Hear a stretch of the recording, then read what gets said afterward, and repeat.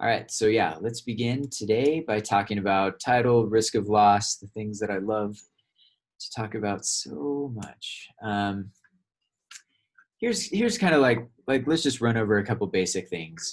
In order to determine where the risk of loss is and who's going to suffer the risk of loss is one way to say that, or who has to deal with the risk of loss. You have to identify the goods, meaning the contract has to identify the goods. The agreement has to um, state what the goods are. Remember, we're still talking about the UCC. So obviously goods are in play in this contract. So if you're selling Xboxes, well, you may say, like the contract may say, I'm going to sell you my Xbox. Well, that identifies it clearly. It's your Xbox. It can get a little complicated if you're in a warehouse and you're selling Xboxes and you have 5 million of them, or you're going to sell an Xbox. Well, as long as you can reasonably figure it out, like one of those Xboxes you can grab, that's good enough for all of this. Again, I hate this so much. It's so obvious that I'm okay. I'm cool. All right, let's move on. All right, passage of title. This is a little easier. Well, easier than normal things that we talk about. When does title to goods pass? Well, the contract could say when title is going to pass. Like often it'll say title passes when the Xbox is delivered to the buyer. But oftentimes the contracts don't say things like that. And so the UCC, remember, the UCC only comes into play when a contract is silent as to something. And this is true with the merchant firm offer rule, with all of that. Like if the contract is silent, then the UCC helps us determine like what the contract should, how it should be interpreted. But, and it's the same here. So if passage of title is silent, then the UCC says, like what the bottom here says, title passes at the time and the place that the seller delivers the goods. Well, what the heck does that mean? Like when are you delivering the goods? And usually that just means when the buyer takes possession. Either it's left on their doorstep or grab it with their hands. That's when title passes. Now we'll get into the shipping contracts because these can get a little bit more complicated. I don't want to test on the complicated stuff. This is what I hated the most in law school and in my accounting classes. So I'm just going to say, let's keep this very simple. So here in these next slides, and I'll bring this, actually, I'm going to pull this up on my iPad as well, just because this is going to make it a little bit easier. So with shipment contracts, let's just look at this really quick. So the shipment contract may say delivery occurs sometimes before it gets to your front door or place of business, wherever it's being shipped to. And so here, I just look, a shipment contract is a contract where, just reading off of this, the seller is required or authorized to ship the goods by a carrier. Now the carrier could be UPS, it could be USPS, it could be FedEx, it could be that other one that I always forget with the yellow vans. And that's the carrier, and the seller assumes liability for any loss or damage to the goods until they are delivered to the carrier. Title passes to the buyer when the goods are delivered to the carrier. So the shipment contract, let me do this. I'm gonna pull something up here on the iPad. This will be a little bit easier. Okay, so what we're essentially doing is I'm going to say, this is me, so I'm an artist, and this is you, and I'm going to ship you an Xbox. I don't know why I'm talking about Xboxes. I hate video games, but if the code, like in a typical shipment contract, the code will say something like this. All right, so let's say that I'm in Idaho, and you're in Florida, and I deliver it to a carrier. So here's the FedEx van. That's actually like the best car I've ever, that's actually very good. All right, so this is FedEx. Once I deliver it to the FedEx truck, it means you're on the hook. And basically what this means is, oh, I should do it like this. If the FedEx truck catches on fire, then I'm not on the hook anymore. The risk of loss is with you. Now on the exam, I'm going to make this a little bit more simple. So let me do a lot of this. I'm not even going to like really designate. Like, would you put it in terms of like accounting, like shipping point, destination, shipping point, stuff like that? Exactly. So I'm going to do something like this. Free on board, FOB. The FOB code may say something like FOB seller's place of business, or FOB Idaho. That's what this stands. FOB Idaho. And what you can infer from that is there's a lot of states between Idaho and Florida, but once I deliver it to the carrier, to FedEx, the risk of loss transfers to the buyer, in this case, you. All right, now I'm going to map this out so that it's very simple. Here is the travel of the Xbox from Idaho to Florida. If I say FOB Idaho, then what you're going to do is on the exam, you're going to read something like this. It's going to say FOB Idaho. I want you to draw a line right next to the seller, in this case me, because I'm in Idaho. I don't know why I did that. All right, I'm in Idaho. And always, like, the product itself, the risk of loss is with me until it meets the code here or crosses this line. So meaning once the product leaves my hands and is delivered to the carrier, in this case FedEx, it's going to jump over this line. And now the risk of loss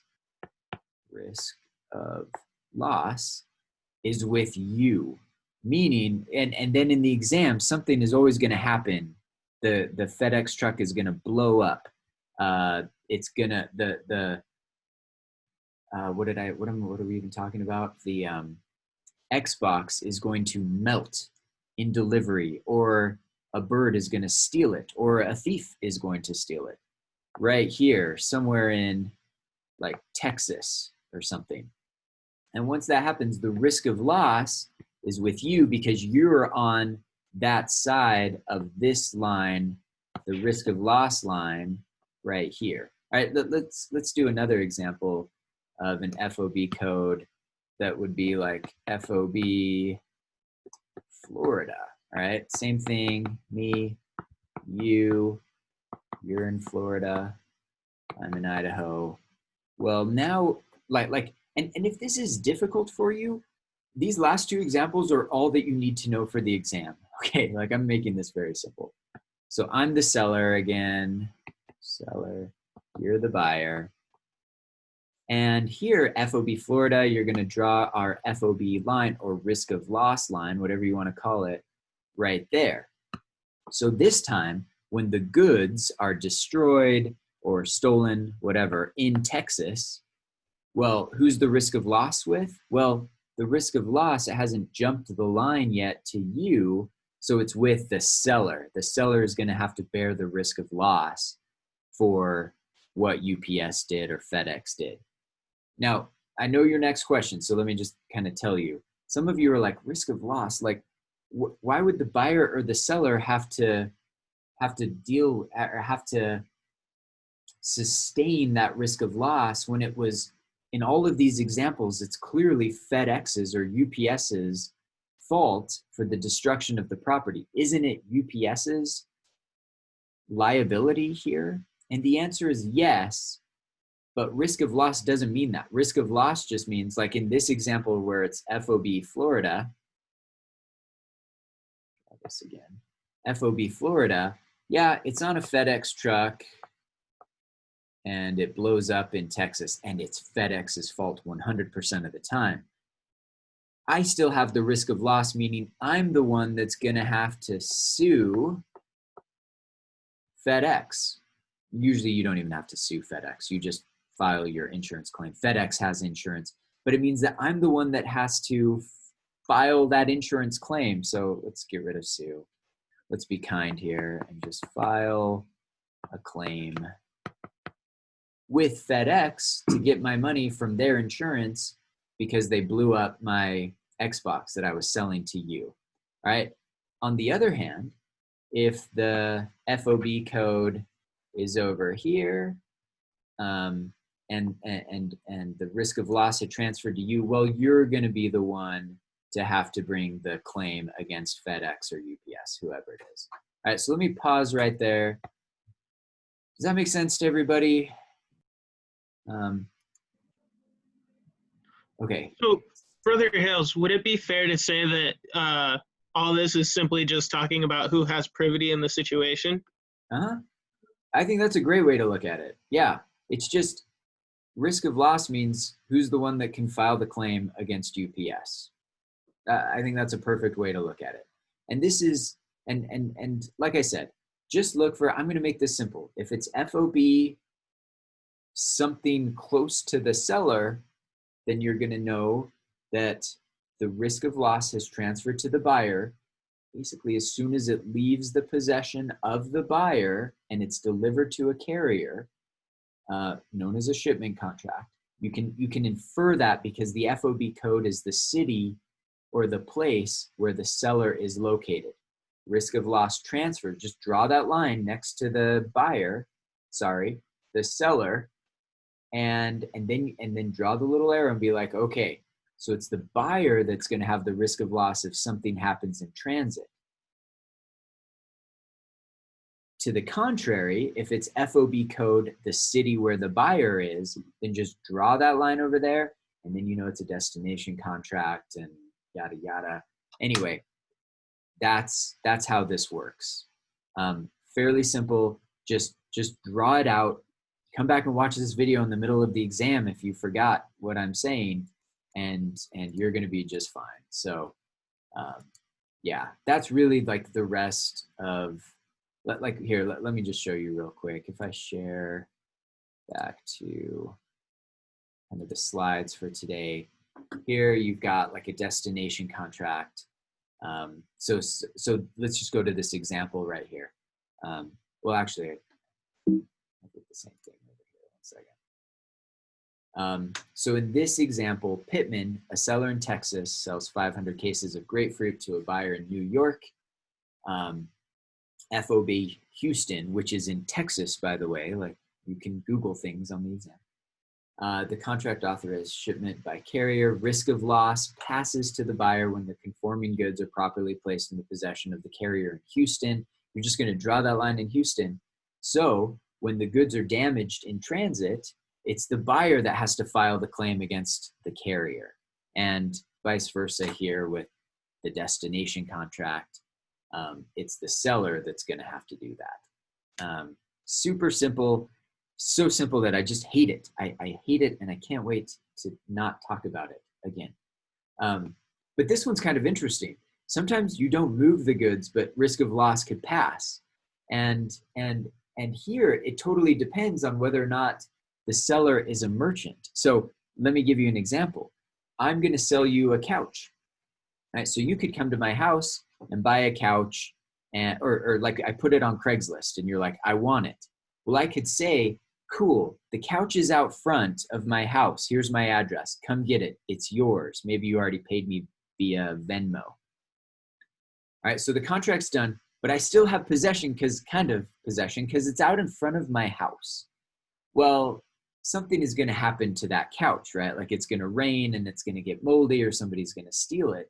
And the question is, who has the risk of loss? Like who has to deal with that loss to the couch? Well, because I'm not a merchant, it's going to change everything here. Because I'm not a merchant, risk of loss passes to you as soon as I say it's yours, it's out in front of my house, come get it. That just means it's your duty to come get that couch as quickly as possible. Now let's change this a little bit and say that I'm buying a couch at that couch store in downtown Rexburg, you know, the one across from Snowasis and Taco Bell. And I go in there and I pay for the couch, and they say, the couch is yours. Come get it whenever you want. Well, let's say that night, the couch is destroyed, by whatever reason.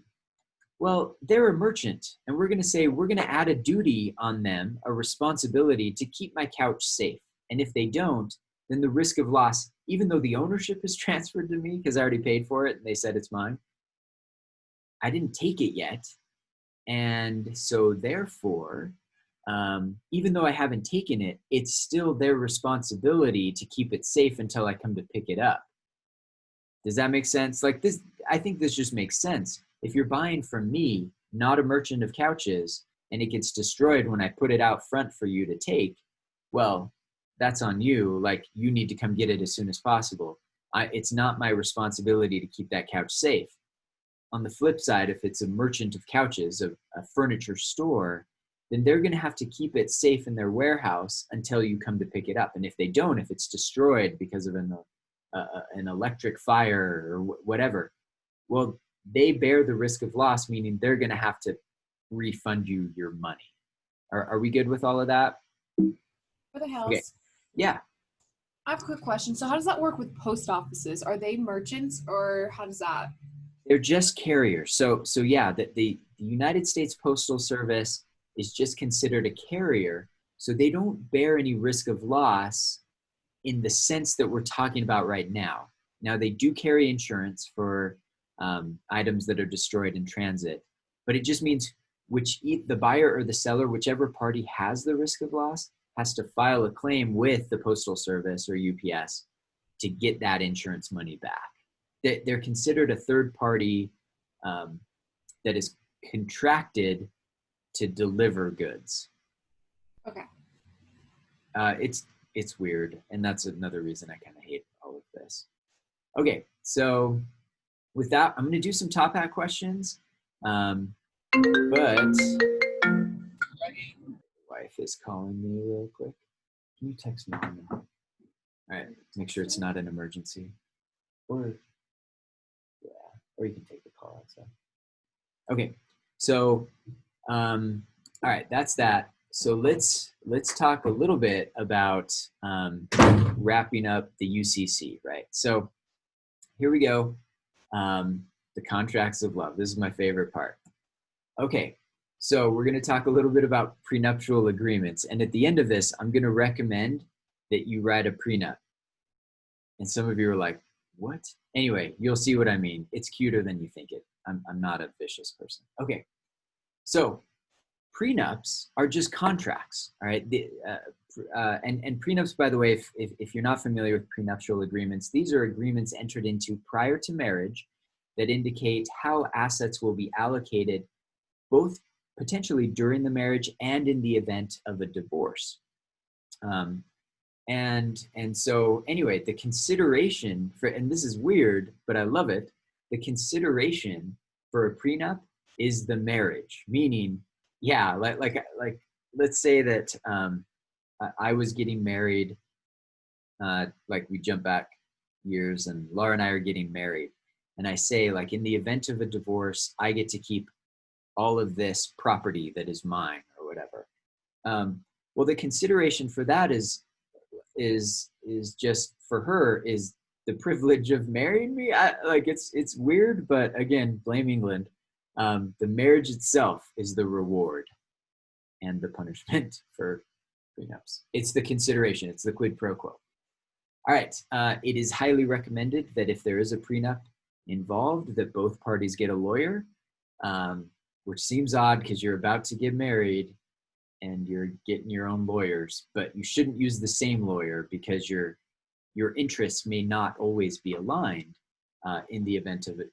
Well, if you are divorced, your interests will not be aligned. So hence the divorce.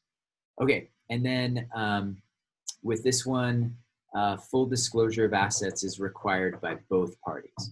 So one second. I'm going to get that door. 1 second.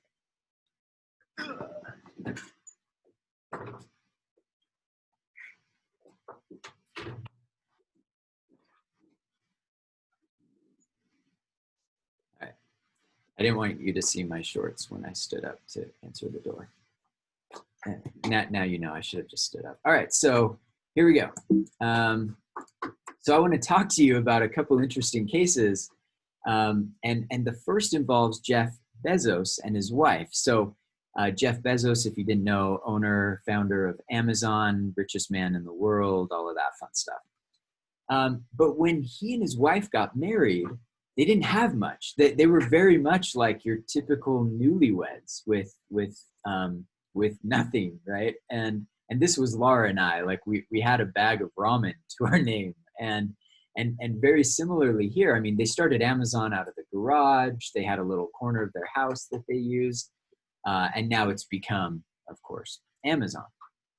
Well. So they got divorced a couple years ago, and the story of this is terrible, and it's getting worse because it involves infidelity, and Jeff Bezos admits this. While married, he started an affair with another woman, which just last semester, by the way, it came out that this woman who he's with now, I don't think they're married, but they're together now, but when they were having this affair during his marriage, she was actually selling his texts from Jeff Bezos to newspaper reporters and profiting off of this affair. And now it's super awkward because they were just at some award ceremony a couple months ago together, and it's coming out that it doesn't look good, right? But Jeff Bezos, because he didn't have money when they got married, and because this isn't on the mind of most people, by the way, prenups are really rare, didn't have one. So it became an issue, I should say, a big issue when it turns out when they filed divorce papers, and people wondered, like, what on earth is going to happen to Amazon? Why? Because his now ex-wife was a part owner of Amazon and owned, because it was acquired during marriage, a 50% interest in Amazon, basically.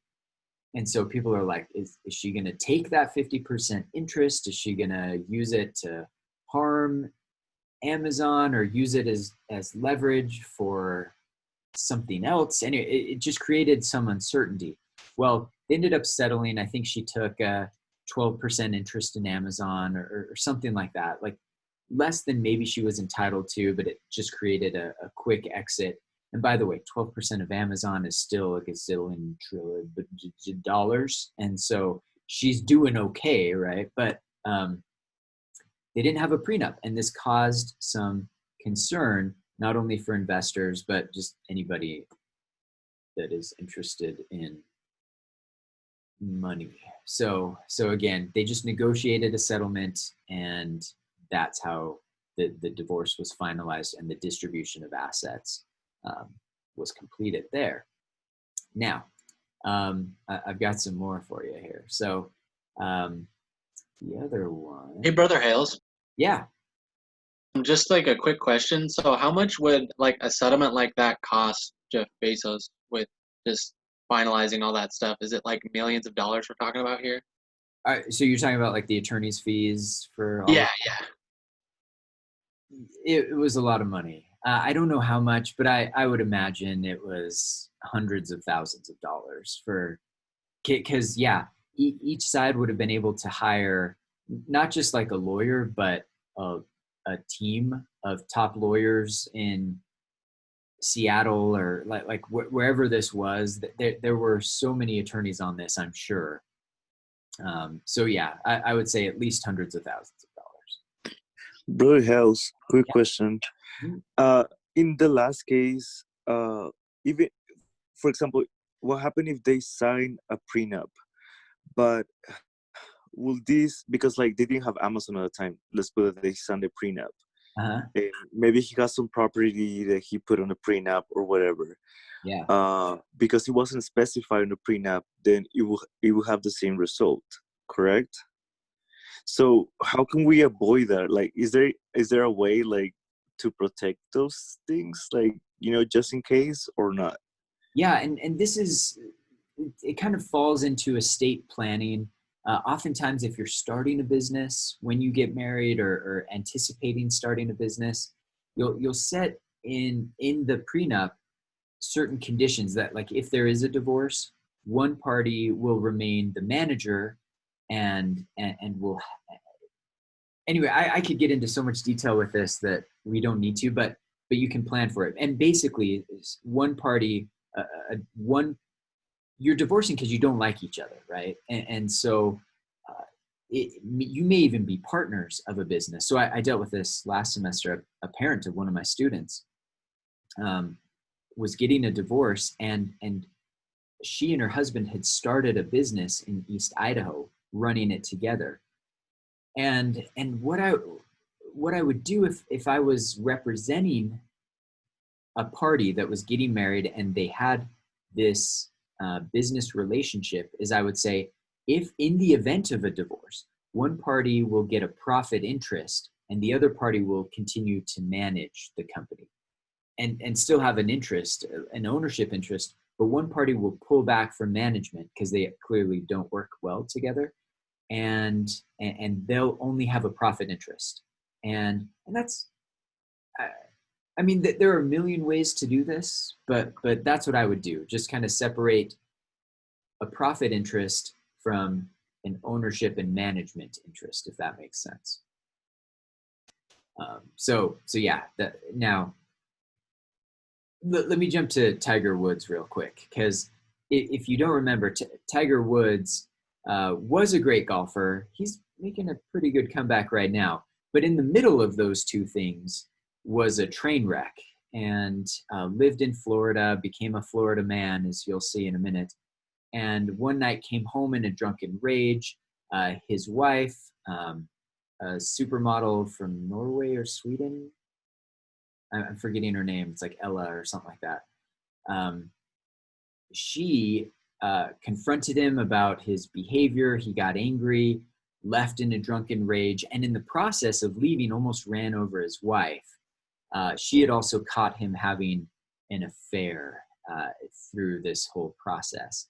And so as a result of not only his infidelity, but his bad actions, the judge in their divorce gave a larger percentage of the marital assets, meaning the assets acquired during marriage, to Ellen rather than to Tiger Woods. And it was done because of his bad actions. So again, if you are the cheating spouse and there is a distribution of assets, there's a potential that you will be dealt with not completely 50-50 partner. You may lose, you may end up getting less of the marital assets, as happened with Tiger Woods as a result of his infidelity and almost running over his then wife. And so this is a lesson in keeping your covenants and not running over people, and not drinking and driving too. Like, there's so much wrong with Tiger Woods. There was so much wrong. I'm hoping that he's pulling it together. But again, this was from like 8 years ago or something. But now we've got Mark Zuckerberg, and Mark and Priscilla got married after Facebook had been established. It was already a success. And this is where, all right, I like this one. Let me just say that. So when they got married, Mark Zuckerberg said, "Okay, Priscilla, it's time for us to talk about our prenup." And that's a tough conversation to have, right? Like, nobody really wants that. And Priscilla, she's a smart person, and so she said, "Yeah, let's do one." And so she drafted one up, and it's interesting because it's kind of cute. Apparently, from reports, their prenup agreement has nothing about distribution of assets on marriage, and if it does, it's very fair, like kind of like what with Lucas's question about a profit interest, and it's not going to disrupt the business, etc. But the main thing is that Priscilla added in there that every week Mark has to take her on a date. And so this is unique and different and kind of cute, like I said. So one thing that I've been that I've done for a couple students is I've had a number of students get married while they're in my class or shortly thereafter. So if you would like this, just shoot me an email, because I've come up with my own version of Mark and Priscilla's cute prenup, where you'll do stuff like that. You'll hold hands or go on dates once a week, like whatever you want. This is a free service to you. Now, I'm not going to do all of the other stuff about distribution of assets and all of that. Because I don't practice that kind of law.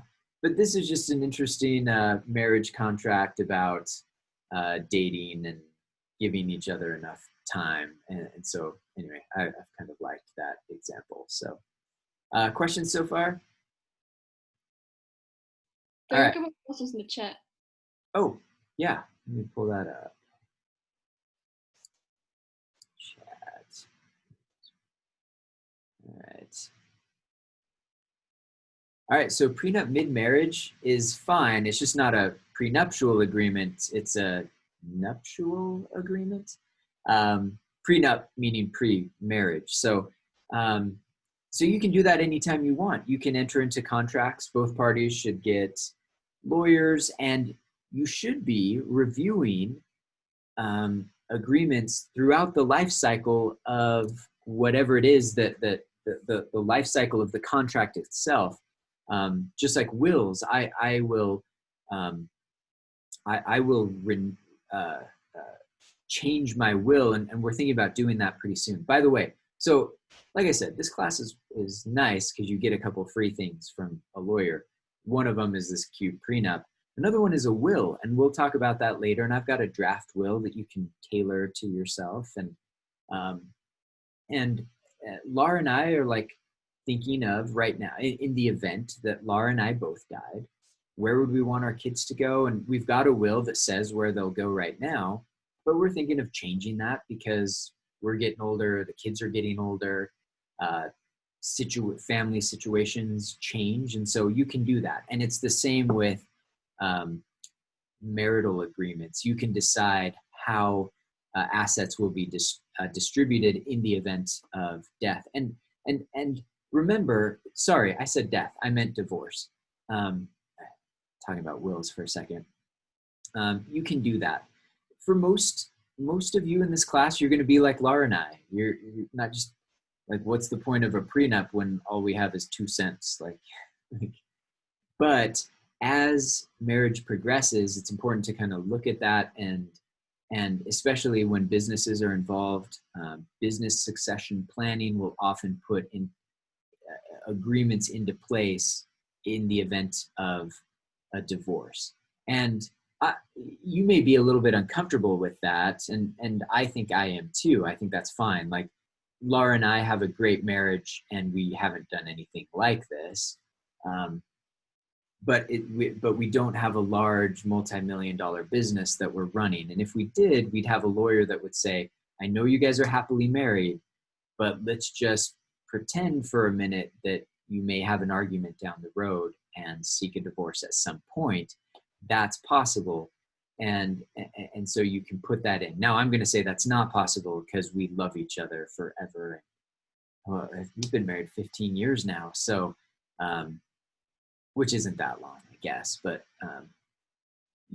all I'm saying is sometimes lawyers and business people will, and shareholders, if your corporation goes public like Amazon did, will now require that you have some agreement in place as to what will happen to the business and other assets in the event of a divorce. So yeah, that's a good question, Tirza. All right. So now let's talk about Jannusch. Again, I pick names of cases that I can't pronounce, and this, you've seen it with Ricchetti and some others. Anyway, Jannusch. I have no idea how this is really pronounced, but we're going to go with Jannusch versus Naffziger. Both of them. This is a double whammy. So this case, just so you know, I love it. It's perfect for the UCC. because it ties in a lot of general contract law, UCC, and then you can see how the UCC, when applied, will lead to a different result than general contract would apply. You also have to do the predominant factor test. Like there's a lot packed into a very short case. So for this one, before I do that, I'm gonna pull in and show you. Let me pull this up real quick. There we go. All right, so the case here, I'm not gonna do like we did last time with our case last week and kind of mark everything up for you. Today, I just wanna show you a couple things that I think are very important. And so with this one, if we scroll down, by the way, all of this stuff up here, these are, they call them legal head notes. It's kind of like the main findings of the case, and oops. It's just kind of interesting stuff. But typically what I'll do when I get any of these cases is I'll just, I mean, you know this, I mark things up, things that are important to me. And here you've got the plaintiffs are the original owners. So they're gonna be the sellers now because they're selling their food truck, right? And then the defendants, of course, are the buyers being the Naffzingers. And so I'll kind of scroll down here, and what we've got, and you've probably marked this up too, we've got an oral agreement. And so before you took this class, you're like, all right, case lost, oral agreement, not valid. But now you've taken my class and you're like, oral agreement. Was there offer? Was there acceptance? Was there consideration? Yep, it's going to be valid, usually. But oh, this is where it gets so fun. And I'm trying to chill out. By the way, next semester it looks like I'm going to be teaching on campus again. But we have to do social distancing, and they're like, we don't know if we're going to make professors wear masks or not. But they're kind of leaning towards it with me because when I get excited, I spit everywhere, which in the age of COVID-19 is not a good thing. So I may be having to wear a mask, but I just got so excited and I spit on my computer. That's gross. I shouldn't have told you that. But moving on, oral agreements, remember, oral agreements usually are valid under general contract law, but remember we've got those exceptions with the statute of frauds and goods worth $500 or more, which by the way, I love this because the judge totally screwed up.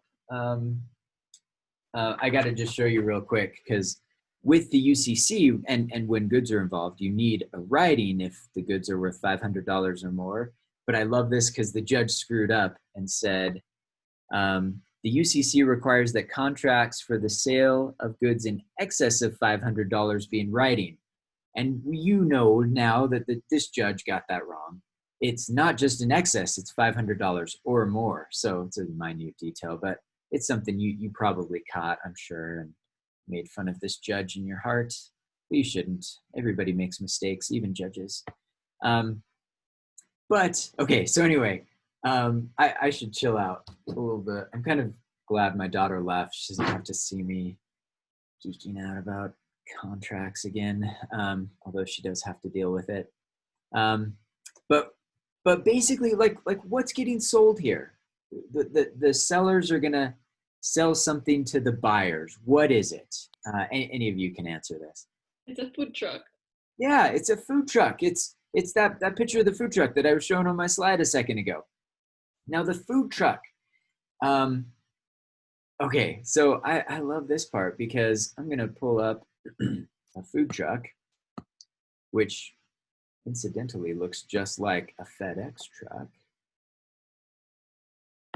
All right, so here's your food truck. Now, when they bought the food truck, it wasn't just the food truck. It was also a trailer that had tables and chairs and lights and all of that. So here's the food truck. And the Naffzingers were buying not just the food truck and not just the trailer, but they were also buying a couple other intangible things that we would say fall outside the UCC because they're not goods. Anybody remember some of those things? They were also buying all of the opportunities that the plaintiffs already set up for the next season. Yeah. So yeah, it was that. It was the name of the food truck company. We're just going to wrap all of those things into what we'll call goodwill, intellectual property, maybe. Okay, but the entire price was, you probably saw this, $150,000, which leads the judge to say, okay, we need to figure out if the UCC applies, and the UCC applies to the sale of goods. We know that. But this is mixed because we've got, let's draw a line between the goodwill, which is the intangibles, and then here we'll call the goods. Is the truck a good? Check, yes. It's movable, it's on wheels for crying out loud, and you can touch it. Is the trailer? Yep, same thing. The tables, the chairs, lighting, all of the fryers, anything I'm missing here? All of that, goods. Yep, goods. The goodwill, not goods. So now to do the predominant factor test, we need to determine what's worth more money. All right, the goodwill of a carnival food truck and the value of all of these goods added together. Now, if you had to guess, how much are all of these goods worth? The truck, the trailer, the fryers, the tables, the lights. If you had to put a value on that, what would you say? What's your best guess, Daniel? About 100,000. All right, so about 100. Anybody want to say something else? All right, I'm gonna give my opinion. I think you're on the right track, Daniel. I'm gonna say $149,999. Why? Because what is the goodwill in a food truck? Like, have any of you gone to a carnival and you're like, oh my gosh, it's Crazy Joe's food truck. We got to go to that one. Like, that's goodwill. That's the excitement that you feel when you see a name. Now contrast that with other companies that you love. Like when I'm in Orlando, there are specific places that I want to eat because they have goodwill with me, and that's valuable. That's worth a lot of money. But with carnival food, like, come on, like let's get real. It's all just like deep fried butter and funnel cakes and deep fried Oreos. By the way, if you haven't had deep fried butter, I shouldn't get on tangents, but that's some good stuff. Invented in San Diego at the carnival in San Diego, by the way. And all they do is they take a stick of butter, dip it into like pancake batter, and then deep fry it. It'll kill you, but you'll be happy for a second. Brother Like, Hales, yeah. are you talking about the Del Mar Fair? Yes. Yep. I'm from San Diego. That's why I'm like. Oh, sweet. Yeah. So yeah, that's where I went to law school. We'd go to Del Mar, and somebody was like, hey, they're selling deep fried butter. And I was like, Yeah. it's like the place for me. It's so gross. Yeah, it's really not. You do it to say that you ate deep fried butter. Exactly. It's such an American, like, I love America. All right. So moving on, right? Like goodwill of a food truck. Come on. Like there are gourmet food trucks out there, and they drive around LA and San Francisco, and they put their GPS up, and you can kind of follow them around. And because there are actually Michelin rated chefs that now have food trucks. Cool. But not at carnivals. Like this doesn't exist at carnivals. All right. So the goodwill here, I put that as worth very little. When we're looking at the predominant factor test, I'm sticking with the goods are the predominant factor here in this sale. So I'm going to say the UCC applies. I should do that better. The UCC applies, and the judge agreed with me. So the UCC applies. Now, we figured that out, but there's still a lot of additional things that we need to figure out, right? Like, okay, great, the UCC applies. But now that the UCC applies, we've got this thing, the sticky issue of the statute of frauds. Is this sale worth more than 150? Well, is it worth more than or equal to $500. Yes, so the statute of fraud applies, which means we need a writing, and we don't necessarily have a writing here, right? Because this was an oral agreement to sell a truck and to sell goods, and we don't have a writing. But what do we have? Remember, the statute of frauds has all of those exceptions, and so we don't need a contract necessarily. We just need proof that there was to satisfy the statute of frauds. We just need proof that there was an agreement. And what do we have here? Wasn't there like the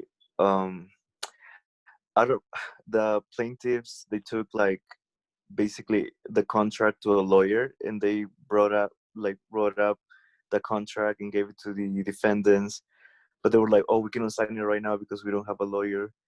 So isn't that a proof too? So yeah, Lucas, you're right there. This is perfect, right? We don't have a contract, but we have all kinds of proof that there was an agreement. And one is like these initial discussions with getting a lawyer and all of that. We also, and I'm going to get to the big one in a second. We also have this kind of interesting issue where one of the Naffzingers admitted in depositions that there was a contract, like admissions. But remember, you don't need a writing if the other party, in this case the Naffzingers who are trying to get out of it, in depositions admitted that there's a contract, right? So that's a big one. And then there's also like my favorite, kind of the funny one. Anybody want to guess real quick? Or not guess? I could give a guess. Wasn't it just a matter of they paid $10,000 and then they used the truck for the rest of the season? Exactly. It's like, what do you mean there's no contract? What were you doing with a food truck all summer? Like you see the absurdity in the argument of there's no contract when you took the dang truck and went and sold funnel cakes for a summer. Okay, so again, I'd hate to be the Naffzinger's attorney in all of this because, yeah. So now that's kind of where we are now. Now remember, the Naffzingers would have won this if the UCC didn't apply, and the main reason for that is, did we ever meet the mirror image rule? And that's tough to say. Like, did the terms of the offer ever meet the acceptance? Were those the same? And we've got some fairly clear evidence that the parties weren't on the same page with what the sale meant and the price and everything involved. Some terms were probably missing, and all of that indicates that if we were using just the English rules here, the general contract law, there probably wouldn't be a valid contract. But remember, the point of the UCC is to fill in missing terms and push contracts forward, as long as we can tell that the parties wanted to enter into a contract. And that's why the judge came back and eventually said, there's clear intent to enter into a contract. And so we're going to go with it, and we're going to push forward and fill in any missing terms with the UCC. For example, when does delivery occur? And delivery in this case meaning the truck. Well, under the UCC, the contract is formed at delivery. And so as soon as the Naffzingers took those keys, put it into the ignition, and drove to their first carnival, contract. We've got a contract right there. Whereas the general contract law looks at more of the mirror image rule. So in the end, what are their names? The Jannusches, the sellers of the truck, they're going to win this because the Naffzingers took possession. That's when the contract was formed under the UCC. And to get there, we had to jump through all these hoops, like the predominant factor test, mirror image rule, well, not mirror image rule, the statute of frauds. And that all, do you see why I love this case? It's so great because it kind of pulls in all of those things, and you can see that the UCC will lead often to occasionally to a different result than general contract law otherwise would have. And so again, if you understand this, much like the Killian case, you're going to be just fine on the exam next week, by the way, when we get to our third exam, which covers the UCC. So any questions about this case? I have a question. So you said it uses a statute of fraud, and what was the second thing?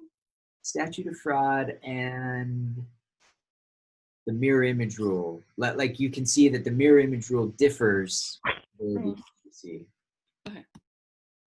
Brother Hales, quick question. When I was reading, they said that the defendants, they were trying to like use the argument that the UCC will not be able to apply because there was no sales of goods, and it was more like service that Yeah. they were providing. Can you explain that a little bit more? Because I understood it sort of, but not completely, how like they were trying to make that argument like feasible in this case, because they have all these tangible things that they were provided to them, but they were kind of trying to get over counter by saying like it was just a service that they gave us, and it wasn't like selling us their their truck or whatever. I don't know. Yeah. So when the attorney for the Naffzingers, so let's call this the predominant factor test. They said, look, the goodwill or the intangibles, the intellectual property, etc. Goodwill, or we could even put services. I'm a terrible handwriter, sorry. They said, look, the services and the goodwill, that's what we're really buying here. Like, this food truck is special. It's worth $100,000 in its name, not the physical, tangible truck, but the goodwill is worth a ton of money. And the services, maybe like, remember the seller, Mr. Jannusch or whatever, was going to go with them and help them sell a couple times. And so they were saying those services plus the goodwill, we're going to say that that's all worth $100,000. And the truck itself is only worth $50,000, coming to a grand total of $150,000, which was the sale price. And so they had a real uphill battle to say that the predominant factor was the services and the goodwill. The judge just probably laughed at them and said, nice try. I know I don't fault you, attorney, for trying to come up with a crappy argument, but it's horrible. And so that was their argument. Now the judge just said, look, that's silly. The goods here, like the fair market value of that truck and the trailers and everything else, that's probably worth at least $140,000. The goodwill and services is worth less. So when we're doing the predominant factor test to determine whether or not goods or services were at issue here, and we do that because if it's higher over here, then we use the UCC. And what's interesting is we use the UCC not only for the sale of the goods, but also for the leftover stuff. Now, some states are different than others on that, but most states say like use the UCC for the entire agreement because predominantly what was for sale here and at issue was the goods. Does that make sense? Does that help answer, Lucas? Yeah, thank you. It makes sense. Okay, cool. Let me do this. Let me end this meeting since it's already been an hour, holy cow. And I'll upload this, and then I'm gonna get back in, and if you want to, you can watch the Top Hat stuff. If you have to go, I'll record the Top Hat stuff as well, and we can watch, and you can watch that later, just to make sure. I wanna make sure that you're getting all of the Top Hat questions. So jump back in a second, and I'll be back in as well. Hey, one quick question before you do that. Yeah. So I noticed in the case that the